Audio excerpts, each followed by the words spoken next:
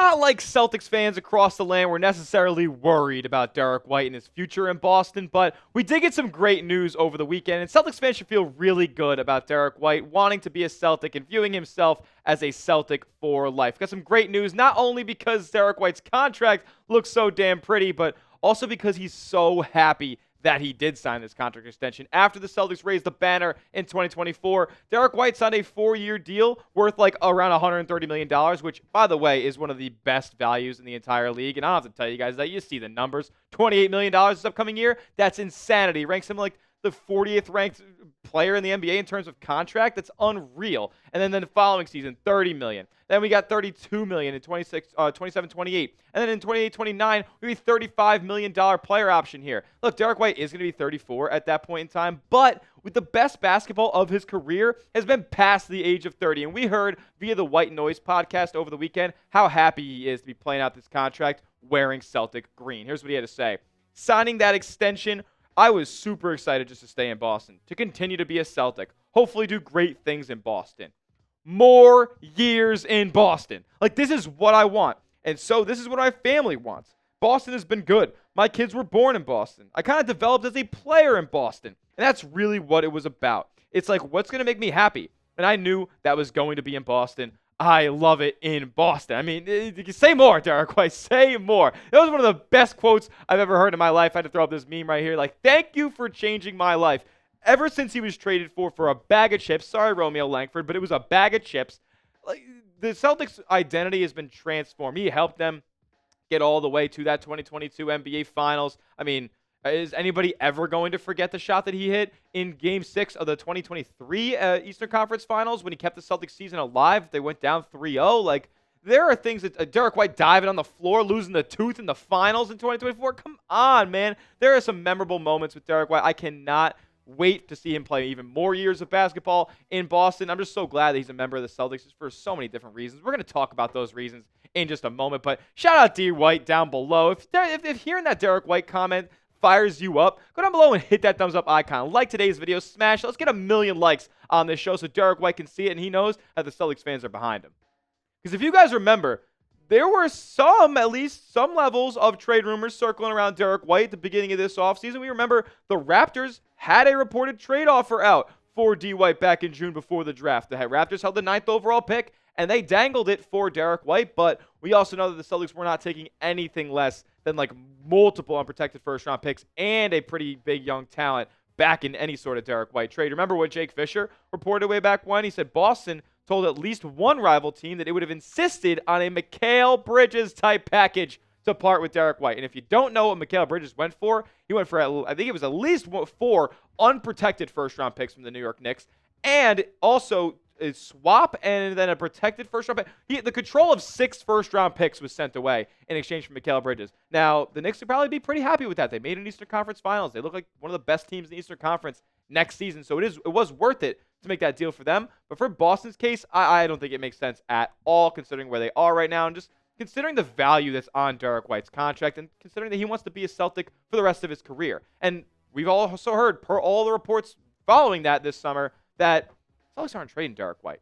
Celtics aren't trading Jaylen Brown. There was an opportunity, I don't think so super seriously, but the Celtics could have floated a Jaylen Brown for a Giannis type of package at some point. That never happened. Any rumors about that never really got sparked too high. So we've done nothing but see the Celtics, Brad Stevens, Mike Zarin, all indicate that Derrick White and Jaylen Brown are Celtics for the long term with Jayson Tatum, with Peyton Pritchard, even with Sam Hauser as well, a player that they have declined to include in any sort of trade rumors to this point. Now, for Derrick White, this upcoming season is going to be his biggest opportunity, bar none, in his career so far. He was a bench and role player in San Antonio when he was there, and then even over the first 2 seasons in Boston, he was technically still a, role player, 3rd, 4th, 5th guy, and now he's vaulted up, especially without Tatum in the equation, to be, your secondary best player on this roster. Yeah, you could argue Anthony Simons is maybe a better offensive creator and threat than Derrick White is, just on a pure vacuum basis. But when you couple in Derrick White's two-way ability, the 50-50 plays that he does, and all the other intangible things that Derrick White has in between the ears, he is easily your second best player heading into this season. And then we have a sample size of Derrick White playing without Jayson Tatum just this past year. There was an 8-game sample size of it, and when he got more opportunity, the volume and the efficiencies increased as well. He got his three-point number up in that stretch to 42% on even more attempts than he had over this past season. He was shooting 11 threes a game without Tatum. Obviously has to supplant the number of three-point attempts that Tatum takes up when he's out there on the floor. So he puts up his volume and gets the efficiencies up there as well, improves his defender volume-wise, but gets his assist numbers up there. He's a better playmaker than we all realize, and he can score the basketball at a higher clip as well. Look, there are not a lot of players that exude the qualities that Derrick White does for the Boston Celtics. How many other players in this league are shooting plus 38% from three-point range on 9 attempts a night? There's not a lot of players doing that. How many players are doing that and then also averaging more than a block a game, standing at 6'5" or less? I'll tell you what, there's 2 players in this league that even come close to those numbers. Derrick White and Shai Gilgeous-Alexander, the reigning MVP and Finals MVP. How many of these guys play 70 games over the last 4 years? None. How many of these guys play both sides of the ball at an elite level? None. How many of these guys can play on the ball as a creator and off of the ball as a spot-up guy? None. And how many of these guys win your 50-50 balls 80% of the time as much as Derrick White does? None. Derrick White is a player that you don't really come across too often in this league, and you know what? For a guy who doesn't have the most athleticism in the world, the most size in the world, the biggest frame in the world, he is as effective of a player as there is in this entire league. And I don't think that we've seen the best version of Derrick White just yet. So I'm really, really pumped for him to be back in. Of course, he's going to be back in Boston, but just to be happy to be back in Boston, even entering a pretty uncertain year when it comes to wins and losses. So this just fires me up, man, as a Celtics fan who has loved basically every minute of Derrick White basketball since he has arrived at Beantown. You guys tell me, though, how good of a season can Derrick White actually have? Will he be an all-star this season in a wide-open Eastern Conference, in my opinion, and with Jayson Tatum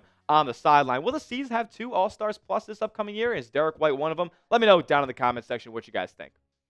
Next, we're getting into a little bit of a different part of some Celtics news that we heard over the weekend. It's Kristaps Porzingis spoke on the Celtics center rotation following him getting traded to the Atlanta Hawks earlier this offseason, and he had some interesting comments. We'll get to those in just a moment, but first, I got to tell you guys about this awesome deal. Jayson Tatum jerseys are still on sale. All the sizes are still available, and you guys can get them at chatsports.com/Tatum shirt. They're the regular Celtics Association colorway here. These are never going to go out of style, so get yours today. You can wear it all year long. Chatsports.com/Tatum shirt to get yours today, and that link is in the comment section and description of today's video to make it easy for you guys. We also get a little bit of the proceeds when you guys click that link and purchase one. So if you want to help out the channel and get some Tatum fresh gear, go do that. Chatsports.com/Tatum shirt. Kristaps Porzingis believes in Neemias Queta. Kristaps Porzingis was asked after the matchup against Portugal over the weekend about the Celtics center rotation, as it looks a lot different than it did last year, and Kristaps Porzingis is not a part of it anymore. Here's what he had to say about who could be the starter at the 5 for Boston. He says, starter? Good question. Who else is there? I don't know. I haven't even thought about their roster, honestly. But I will say is that Nemi has been getting better each year, and Coach Mazzulla has been pretty rough on him. And I believe he's getting to a point where he deserves some real minutes, some real rotation minutes. He's been putting in the work, and you can see how he's playing now in the tournament. I'm happy for Nemi. He's a great, great dude. Really, like a really cool person, and puts in the time, puts in the work, and I'll be happy to see him getting a lot more minutes this upcoming year. He's absolutely in line for that. He comes in, Neemias Queta comes into this season as the Celtics center with easily the most experience and familiarity with the roster. He played in over 60 games last year for the first time in his career, and like there aren't really a lot of options. The Celtics are going to need rim protection. They're going to need rebounding, and Queta clearly provides the 2 best skill sets at those. Obviously, you have guys like Luka Garza, you have guys like Chris Boucher who provide a little bit more of an offensive, more offensive capabilities than Neemias Queta does. But as far as being an around the rim big, and that's still a valuable thing you need in this NBA, Queta by far provides the best skill set in those areas. Now, a quick side note on Kristaps Porzingis. I wanted to talk about this. I think the Celtics could low-key bring back Kristaps Porzingis in the future. If things don't go 100% well this upcoming year, if he still is playing, around 50 to 60 games max for the Hawks, and they don't see a future long-term for him, I think the Celtics could end up getting Porzingis back on a pretty decent discount over the next couple of years if that opportunity presents itself. I don't think there's been any bad blood. It didn't look like he was talking any smack about the Celtics or anything like that, about his departure. It was all very cordial. And look, man, Porzingis is a champion. I would like to see him back in Boston if he can be healthy and if we get him on a decent enough discount, because I don't think he'll be getting that $30 million figure for his next contract. What do you guys think? Who should start at the center position for the Boston Celtics this upcoming year? If it's Neemias Queta, give me an NQ in the comment section. If it's Luka Garza, type LG. And if it's Chris Boucher and you want to go a little bit more of a small ball, offensively centric lineup, give me a CB down in the comment section, as that will do it for today's edition of Celtics Today by Chat Sports. Hit me up on Twitter if you want to talk about some more, at Tyler J. Smith, 2 H's, because the name is common and I am not. And make sure you are subscribed to the channel for the best and most consistent Celtics updates on YouTube all offseason long. Season is getting closer by the day. Hit that subscribe button, turn those noties on. We'll see you guys in the next one. And as always, let's go C's.